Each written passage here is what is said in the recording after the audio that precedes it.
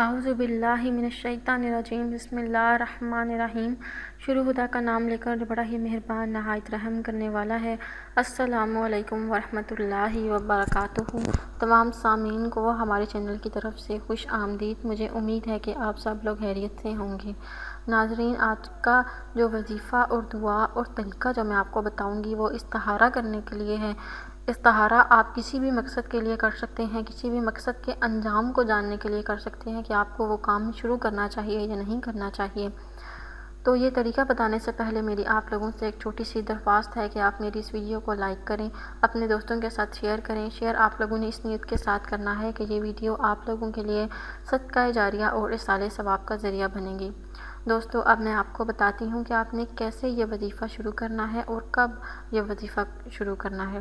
انشاءاللہ تعالیٰ اگر آپ ایک دن یہ وظیفہ کرتے ہیں تو انشاءاللہ تعالیٰ پورے یقین ہے کہ اسی رات آپ کو اس کا نتیجہ معلوم ہو جائے گا۔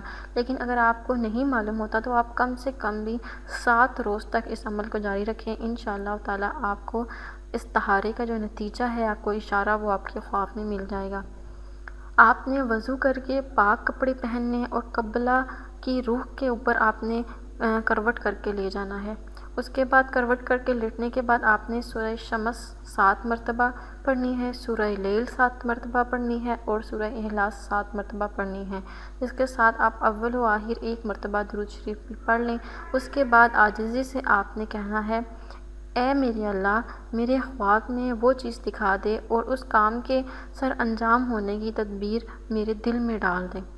جس بھی مقصد کے لیے آپ یہ وظیفہ کر رہے ہیں، آپ نے اس مقصد کو اپنے ذہن میں رکھنا ہے۔ انشاءاللہ اسی رات آپ کو معلوم ہو جائے گا، ورنہ 7ویں رات تک انشاءاللہ تعالیٰ ضرور معلوم ہو جائے گا کہ آپ کے حق میں وہ کام بہتر ہے یا نہیں بہتر، آپ کو وہ کام کرنا چاہیے یا نہیں کرنا چاہیے۔